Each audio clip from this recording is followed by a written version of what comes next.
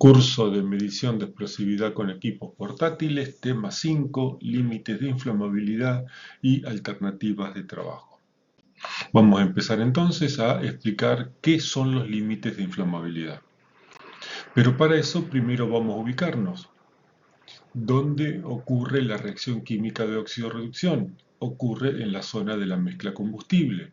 El rango de inflamabilidad es algo que se encuentra en la mezcla combustible. Para entender los límites de inflamabilidad y el rango de inflamabilidad o el diagrama de inflamabilidad. Una combustión es una reacción química de oxidorreducción y por lo tanto tiene que haber dos elementos que reaccionen químicamente entre sí intercambiando los electrones.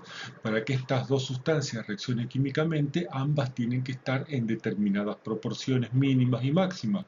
Y por lo tanto, esas proporciones y mínima máxima de una sustancia con respecto a la otra sustancia que está reaccionando, se denomina límite inferior de inflamabilidad y límite superior de inflamabilidad. Por lo tanto, lo que voy a explicar ahora está dentro de la zona de la mezcla combustible, así que por un instante necesitamos introducir la cabeza dentro de la zona de la mezcla combustible. Esto es un diagrama de ejes cartesianos, el eje famoso X y el eje Y. Si yo quiero saber en relación a esta curva, que es una recta, cuál es el valor de Y en función del valor de X, por ejemplo, parece sencillo, pero lo vamos a explicar. Si el valor de X es 6, subo por la vertical de 6 hasta encontrarme con la recta azul, me voy en forma horizontal hasta la recta Y, hasta el eje Y, y me encuentro el valor de Y. Esto es un sistema de ejes cartesianos. Por lo tanto, ahora este sistema de ejes cartesianos lo necesitamos transformar en un sistema de ejes paralelos. Por lo tanto, vamos a girar 90 grados a este eje Y. Vamos a transformar este sistema de ejes cartesianos en un sistema de ejes paralelos, pero donde ambos ejes van a moverse en sentido opuesto. El eje X crece hacia la derecha, el eje Y crece hacia la izquierda. Entonces, el eje X va a ser el eje del combustible, que va a empezar en 0% de combustible y va a terminar en 100% de combustible. Y el eje Y, que va a moverse en sentido opuesto, va a ser el eje del aire, que va a empezar con 0% de aire, donde el combustible es el 100%, y termina en el 100% de aire, donde el porcentaje de combustible es 0. Cerramos ambos extremos haciendo un rectángulo, creamos una diagonal, le damos un poco de color, y este diagrama representa todas las combinaciones posibles dentro de la mezcla, dentro de este globo que es la mezcla, este globo ficticio que es la mezcla combustible entre el combustible y el aire. Desde un ambiente que tiene 0% de combustible y 100% de aire, donde estamos respirando actualmente, hasta un ambiente que tiene 100% de combustible y 0% de aire, como por ejemplo una garrafa de GLP. Si nos posicionamos en un valor del eje X, que sería el eje del combustible, y quisiéramos saber el valor del eje Y, que sería el eje del aire, trazamos una recta, y por lo tanto, donde el eje X coincide con el eje del combustible, coincide con el eje del aire, ahí tenemos el valor del combustible relacionado con el valor del aire. En este diagrama va a haber dos valores, denominados límite inferior de inflamabilidad y límite superior de inflamabilidad. Lo que esta diferencia se denomina rango de inflamabilidad. El límite inferior de inflamabilidad es la mínima cantidad de vapores combustible que tiene que existir en la mezcla para que pueda reaccionar químicamente con el aire. Y el límite superior de inflamabilidad es la máxima cantidad de vapores combustible que pueda haber en la mezcla o la mínima cantidad de aire que pueda haber en la mezcla para que reaccione químicamente el combustible con el aire. Por lo tanto, por debajo del límite inferior de inflamabilidad no hay combustión porque no hay suficiente cantidad de vapores combustibles para que reaccione químicamente con el aire, y por encima del límite superior de inflamabilidad tampoco hay combustión porque hay un exceso de vapores combustibles y no hay suficiente cantidad de aire para que reaccionen con esta cantidad excesiva de vapores combustibles. Por lo tanto, la combustión se mantiene y se puede dar dentro del rango de inflamabilidad, por encima del límite inferior de inflamabilidad y por debajo del límite superior de inflamabilidad. Acá tenemos las definiciones. Los límites inferior de inflamabilidad y límite superior de inflamabilidad son las máximas y mínimas cantidades de comburente y combustible necesarias para que se pueda producir la reacción química.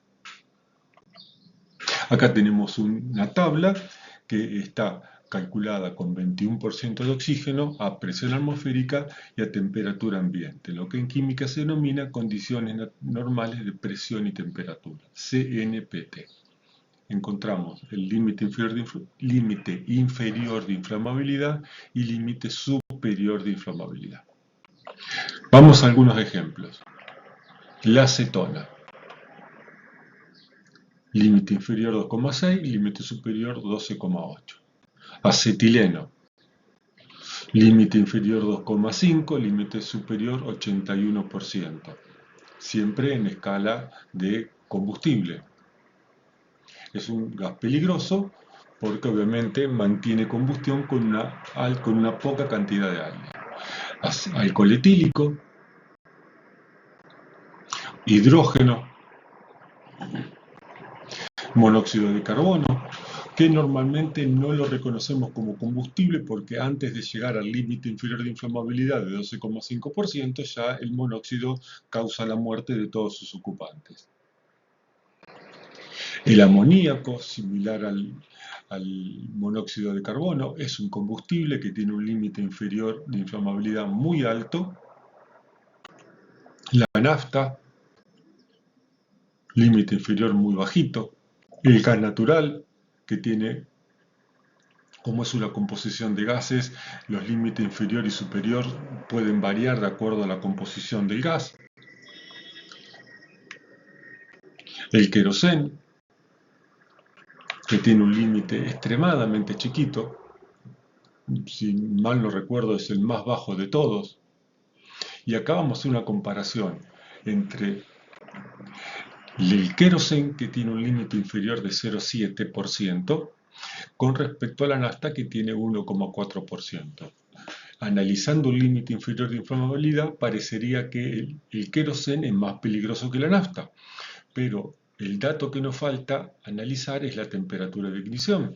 La del queroseno está por encima de los 37 grados centígrados, mientras que la de la nafta está a 7 grados centígrados. Por lo tanto, dadas las condiciones de una mezcla combustible dentro del rango de inflamabilidad, la nafta va a encender primero que el queroseno.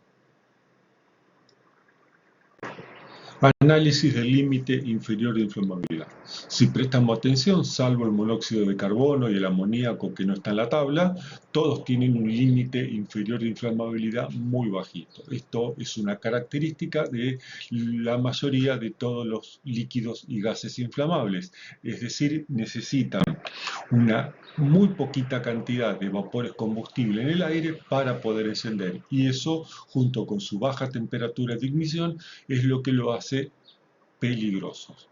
Acá tenemos el ejemplo del gas natural. Análisis del límite superior de inflamabilidad. Salvo el acetileno, el hidrógeno y el monóxido de carbono, que tienen un límite superior alto, el resto de los inflamables tiene un límite superior bajito. Por lo tanto, esto significa que necesitan mucho aire para poder mantener una combustión. Por ejemplo, el gas natural necesita más del 87% de aire para poder mantener una combustión. Por lo tanto, los inflamables, cuando se desarrollan su combustión dentro de ambientes cerrados, tienden a consumir de forma muy rápida el aire del ambiente, y si no hay reposición del aire, empiezan a tener una combustión con falta de aire hasta el punto de que se terminan de apagar, y esto los vuelve peligrosos en un ambiente cerrado. ¿Cuáles son las alternativas de trabajo? Podemos eliminar la suficiente cantidad de combustible para estar por debajo del límite inferior de inflamabilidad y con eso evitar el inicio de la combustión por ubicar la mezcla fuera del límite, fuera del rango inflamable. Podemos trabajar con un exceso de combustible, un ambiente donde tengo el punto de combustión de la mezcla por encima del límite superior de inflamabilidad. En teoría se puede, en la práctica no es recomendable porque siempre el aire va a estar en exceso, el aire no lo voy a poder controlar y sí lo que voy a poder controlar es el combustible. Por lo tanto, siempre el punto óptimo de trabajo siempre va a estar por debajo del límite inferior de inflamabilidad. En ambos casos estamos trabajando sobre el lado combustible. Y también puedo reemplazar el aire por un gas inerte, lo que se llama inertización, por ejemplo con dióxido de carbono, con nitrógeno, con argón si quisiera, y por lo tanto voy a trabajar sobre el límite superior de inflamabilidad, pero sobre el eje del aire. En este caso, en teoría se puede trabajar, no hay ningún problema, lo que sí transforma al ambiente de trabajo peligroso desde el punto de vista de la seguridad del trabajador. En este caso, vamos a trabajar eliminando el aire del triángulo de fuego. Espero que hayan entendido de qué trata los límites de inflamabilidad. Nos vemos en el próximo tema. Que Dios los bendiga a todos.